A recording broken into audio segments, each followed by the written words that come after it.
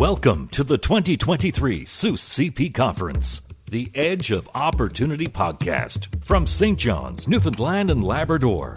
The Southeastern United States Canadian Provinces, or SUSE CP Alliance, was established in 2007 to formally advance a common interest in enhancing economic ties between the two regions. The Alliance is a strategic trade and investment-focused partnership between 6 southeastern U.S. states and 6 Canadian provinces. This year's conference is focused on opportunities in the blue and green economies.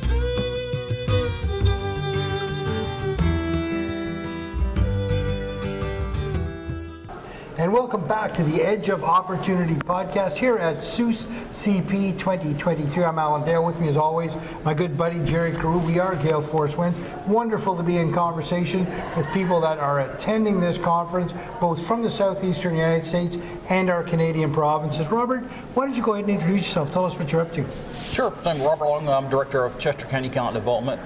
We are a small county sort of sandwiched between Columbia, South Carolina, which is our state capital, and the North Carolina state line with Charlotte, North Carolina. So even though we ourselves are fairly small, less than 33,000 residents, within a 45 minutes you really are able to tap into both metros and about $1.3 million as far as workforce. Wow.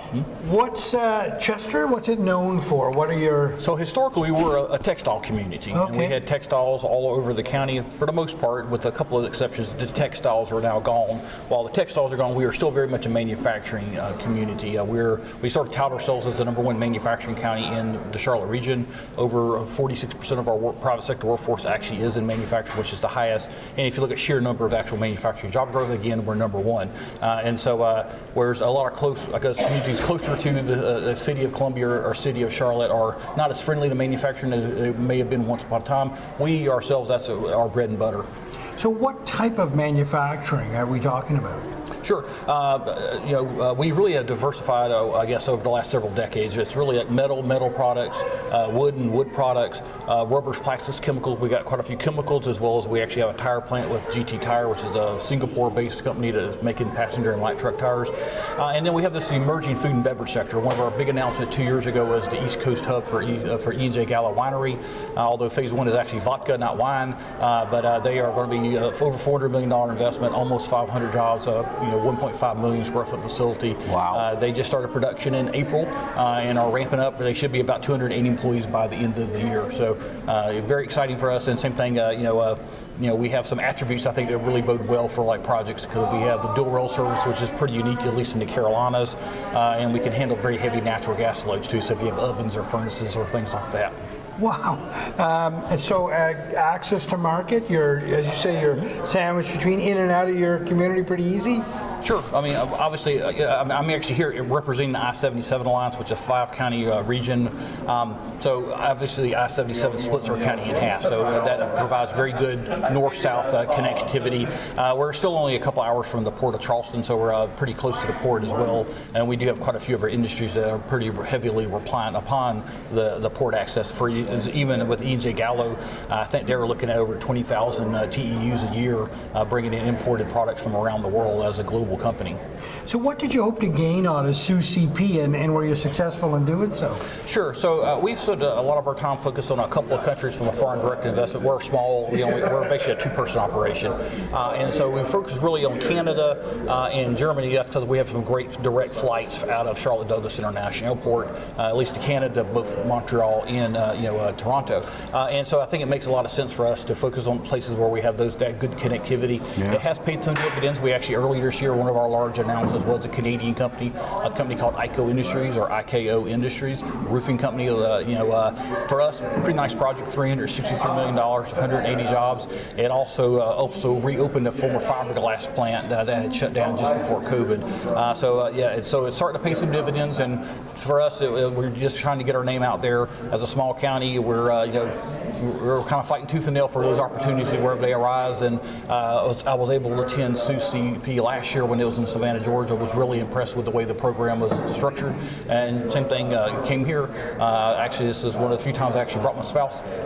She actually had come here so she could enjoy the next day and a half as a tourist before we head back to Toronto. Right. And first time to Newfoundland? Yes, and I'm hoping by the time I leave tomorrow evening, I'll actually pronounce it correctly. You're doing pretty good, actually. That's okay. Well, that's wonderful. So next year, Biloxi, Mississippi, do you envision being down there? I do. Same thing. Actually, I've never been to Biloxi, Mississippi, so I'm looking forward to going to that. And same thing in the Southeast. So we're all competitors, but we enjoy the competition. So it's kind of funny when I've been to other states. We're very friendly within the fairly small world in the economic development sphere, and it's great when they win. It's great when we win. It's a competition that allows us to continue to do what we do. And same thing. Looking forward to going to Mississippi. They've had some great wins in the last couple of years. Same as South Carolina, and looking forward to going there next year.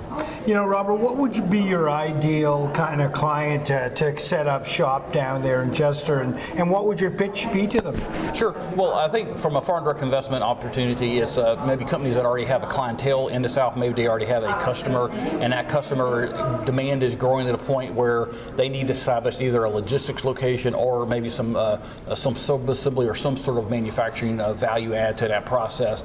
And then from a geographic, we're in a pretty good location where they could serve the upstate of South Carolina, which is where like BMW is located. And then we're also only 40 minutes north of the Scout Motors project that was announced in Blythewood, South Carolina. Big project, the biggest probably the project in many years in the state of South Carolina.